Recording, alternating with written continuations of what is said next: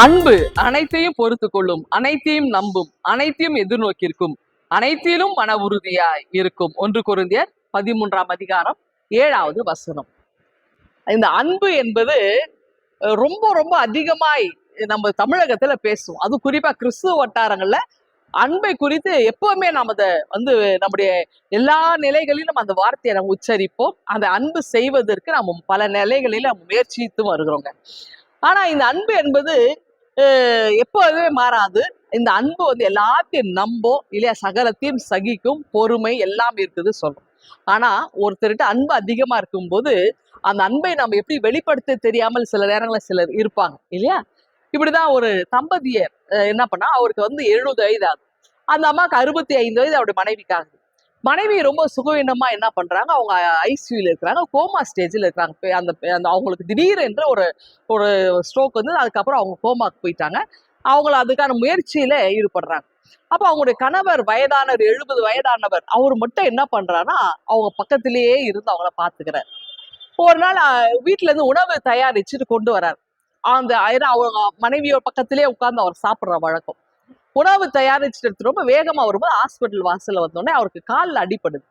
உடனே ரத்தம் வருது. உடனே டாக்டர் கிட்ட போய், டாக்டர் சீக்கிரமா இந்த காயத்துக்கு நீங்க மருந்து கொடுங்க, மருந்திடுங்க, நான் வேகமா நான் பொண்ணு நேரம் ஆயிடுச்சு, என் மனைவியோட நான் உட்கார்ந்து நான் சாப்பிட ஆரம்பிக்கணும்ன்ற. அப்போ இது கேட்ட உடனே டாக்டருக்கு ஒன்றும் புரியலையா, அவங்கதான் கோமா ஸ்டேஜ்ல படுத்துனுக்குறாங்க, அவங்களுக்கு ஒண்ணு தெரியாது இல்ல அப்படின்னு அவர் சொன்னாரா. டாக்டர், நாங்க திருமணம் ஆனதுல இருந்து எங்களுடைய இவ்வளவு வருஷங்கள்ல நாங்க 2 பேரும் ஒன்னா இணைஞ்சு சாப்பிடுவோம். அதனால ஒரு நாள் கூட நாங்க இந்த உணவை தனித்தனியா நாங்க சாப்பிட்டது கிடையாது. இன்னைக்கு வேணா அவ கோமா ஸ்டேஜ்ல படுத்திருக்கலாம், அவளுக்கு என்னை தெரியாமல் இருக்கலாம், ஆனா எனக்கு அவளை தெரியும். நாங்கள் கொடுத்த அந்த லைஃப் கமிட்மெண்ட்ல நான் உண்மையா இருக்கும்னு நினைக்கிறேன், அதனால நேரமாவது கொடுங்க அப்படின்ற. பாருங்க, அதாவது அவங்க ஒரு வாழ்க்கையில ஒரு உடன்படிக்கை, அந்த அன்பை எடுத்துக்கிட்டாங்க, உறவை எடுத்துக்கிட்டாங்க.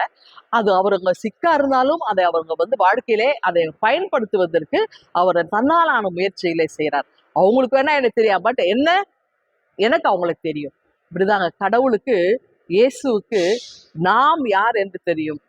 ஒருவேளை நம்ம அவரை அறியாமல் இருக்கலாம், அவருக்கு நம்முடைய எல்லா சூழலும் அறிந்தவராக இருக்கிறார். அவருக்கு மறைவானது ஒன்றுமில்லை. ஆகவே அருமையானவர்களே, ஆண்டோடைய கரங்களிலே நம்ம அர்ப்பணிப்போம்.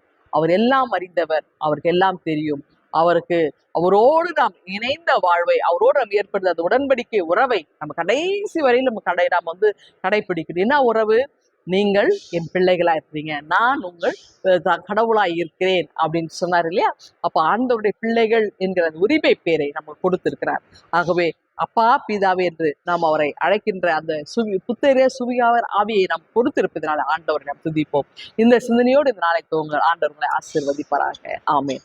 எங்கள் அன்பின் ஆண்டவரே, எங்களை நீர் மகளே மகளே என்று அழைக்கிறீர், அதற்காக ஸ்தோத்திரிக்கிறோம். ஆண்டவர், இந்த உறவிலே நாங்கள் எல்லாம் நிலைத்திருக்கின்ற கிருபை தாரும். இயேசுவை ஜெபிக்கிறோம் எங்கள் அன்பின் கடவுளே.